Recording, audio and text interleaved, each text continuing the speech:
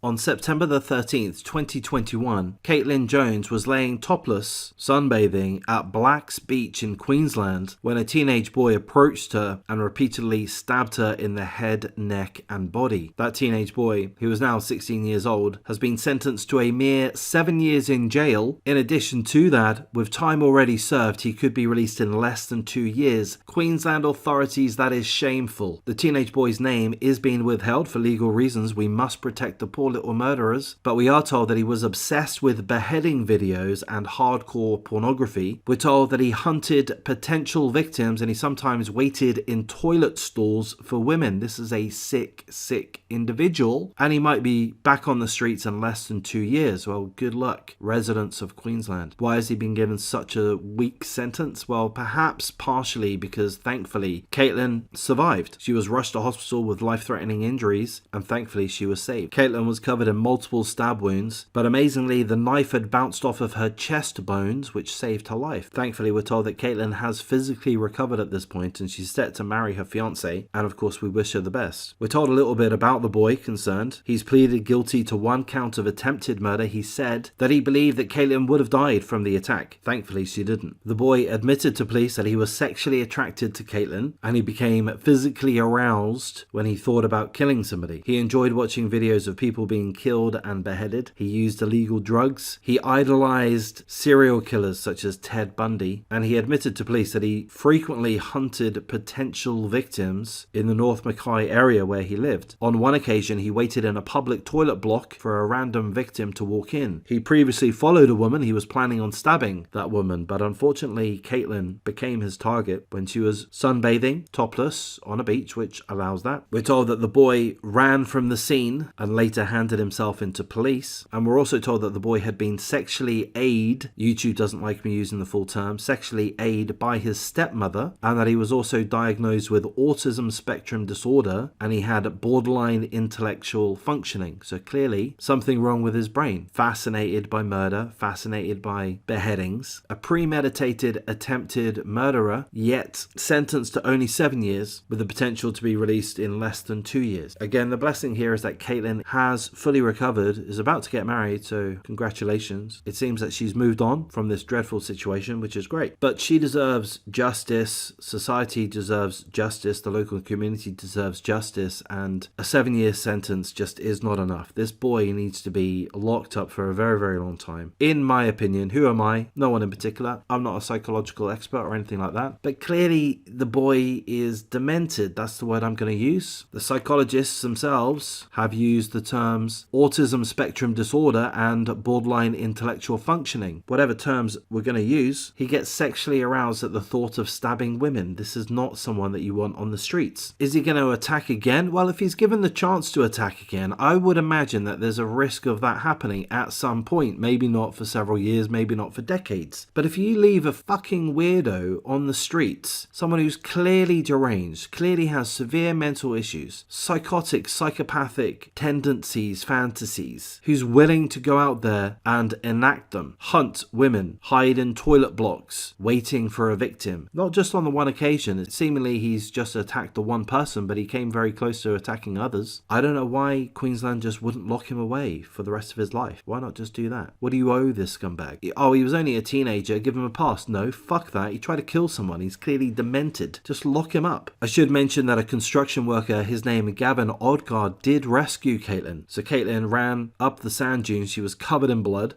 running down the side of her face, down her legs, arms. She had a blood-soaked towel pressed against her chest. She was screaming, I've been stabbed, I've been stabbed. I don't want to die. I don't want to die. Scared. But thankfully Gavin was there, and Gavin is a trained first aider. He was able to tend to Caitlin's injuries. Thankfully he was able to stem the blood flow effectively. So well done, Gavin Odgaard. What a fucking hero. Frankly, what a fucking hero. He was there, minding his own business at the beach, and then all of a sudden a woman covered in blood runs up the sand dunes screaming she doesn't want to die. That would have been a scary situation, but thankfully Gavin kept his head around him and did enough to save Caitlin's life. Obviously emergency medical services would have taken over, but he's a hero. I hope he's at the wedding. So what can we learn from this situation? Well, we can learn that there are psychopaths amongst us. Some of them are teenagers, so we need to be extremely vigilant about that. Are we able to be? Well, some people or some organizations really need to pay attention. His family, his friends, his school teachers. You would have thought that somebody would have had an inkling that this was a troubled young man. You would have thought that someone or some organization was able to reach out to him, even in a mandatory sense. I mean, I would think that if you're a school teacher and if you're able to identify that one of your pupils were likely a little bit weird, a little bit deranged, you would think that it would be mandatory for them to be assessed in some capacity or other, perhaps mandatory to spend some time with a therapist, and if the therapist then thought it was appropriate to have them referred to somebody else,